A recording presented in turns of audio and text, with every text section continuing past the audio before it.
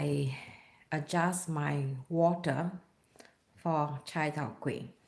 Chai Tow Kway is a Singapore white radish cake. If you guys are new here in this channel, I do a lot of hawker center kind of recipe. Uh, my name is Esti. I'm originally from Singapore and I'm living in Sweden just today. So I thought, why not share with you guys and show you how it should look like and how it is being done. In fact, I just received one question again today, and they were asking me how long can I keep the carrot cake.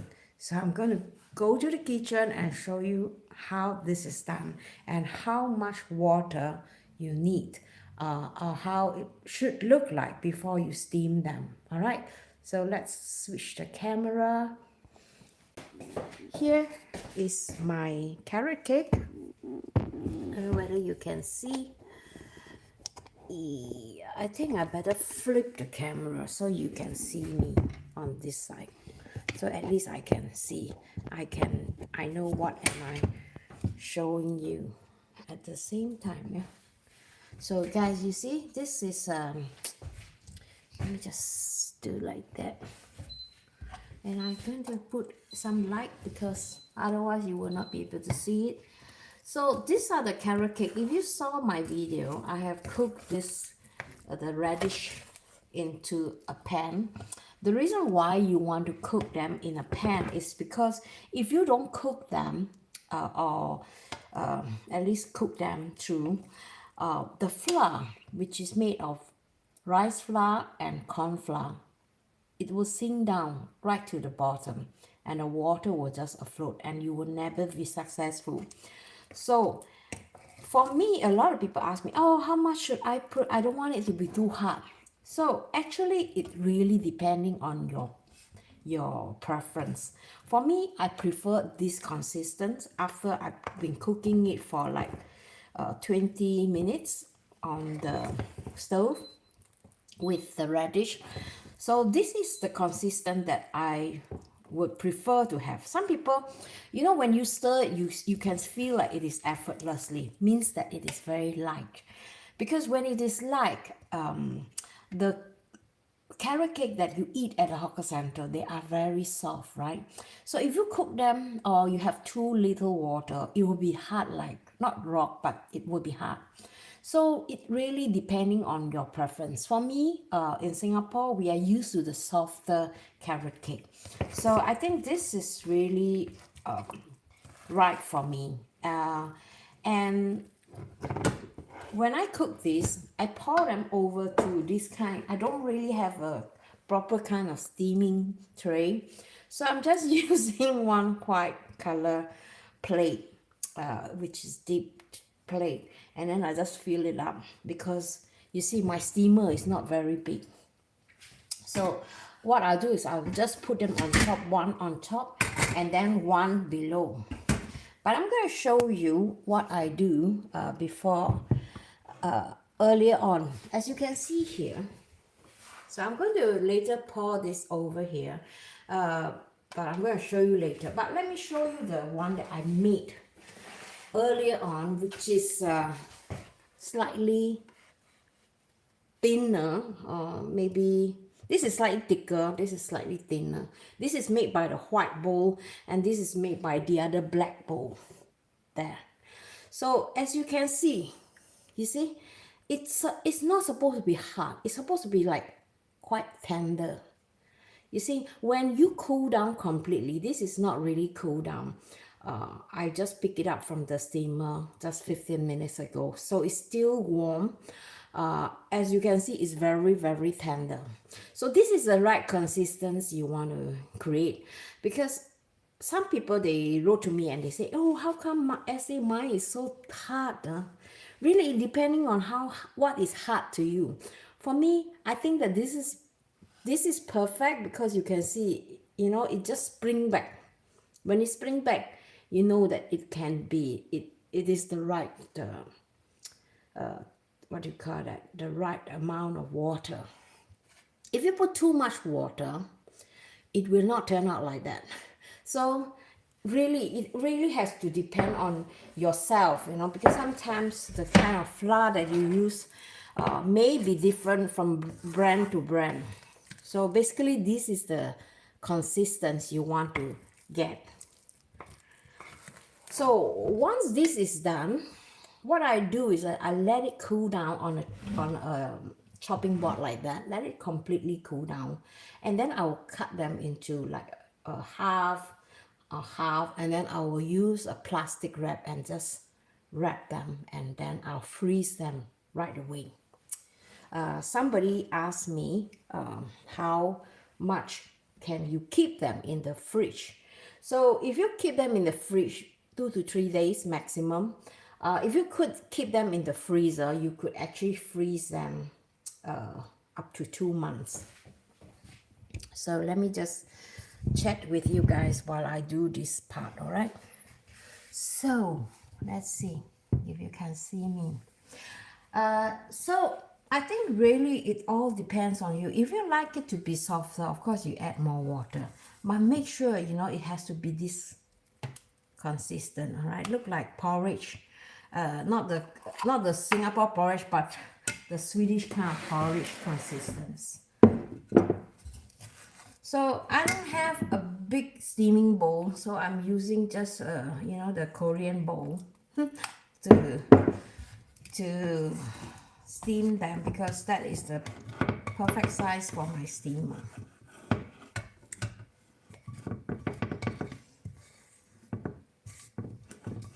So as you cook them, you see a lot of flour, rice flour being stuck. It is okay. Just soak them in hot water and then put them on the heat again, and then just heat it up.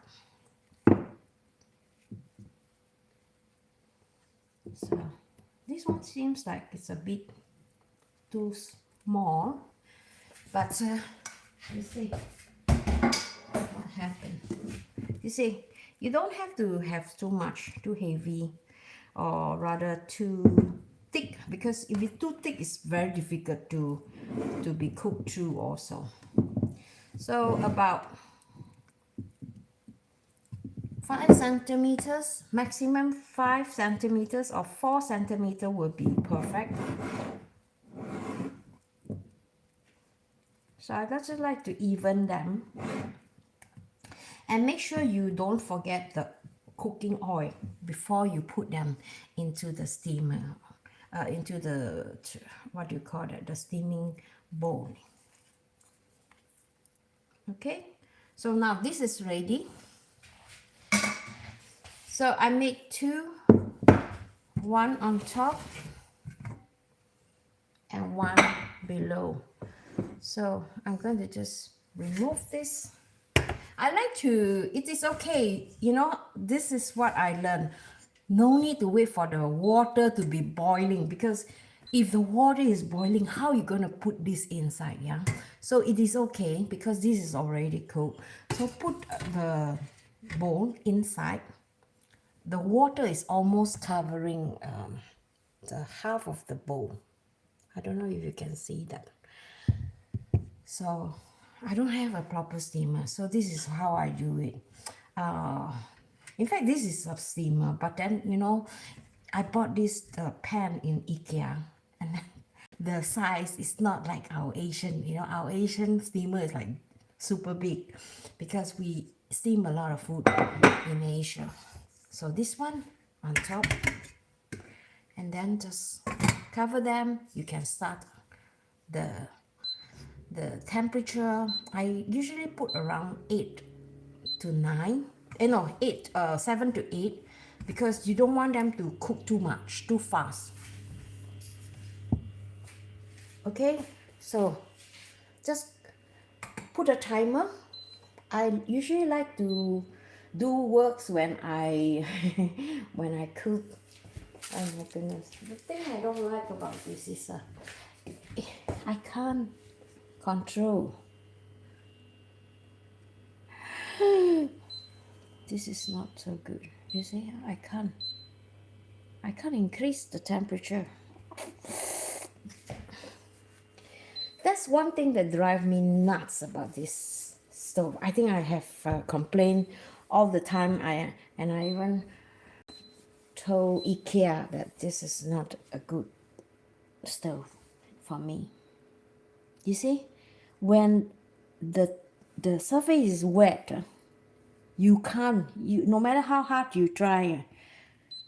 Now, okay, now I'm going to put 8 for the beginning, and then I'm going to put timer to for 35 minutes. All right, 35 minutes. So this is going to steam for 35 minutes because these are not very thick. So if it's thicker, you want to steam up to 40 minutes. So I hope you guys have a better idea about how I make my carrot cake. And this is a super cheap way to eat because first of all, we're not eating meat at all. Secondly, it is very economical. I think the packet of rice flour enable me to make 2 batches. So that means that is at least 8 meals. 8 meals for $8. It means $1 for each meal. Of course, you have to think about the eggs and the carrot and the oil, you know. So basically, it's still very cheap to eat this. And for me, I like to eat them. Oh, and then you hear the sound. Did you hear the sound? And oh, you really have to understand this stove.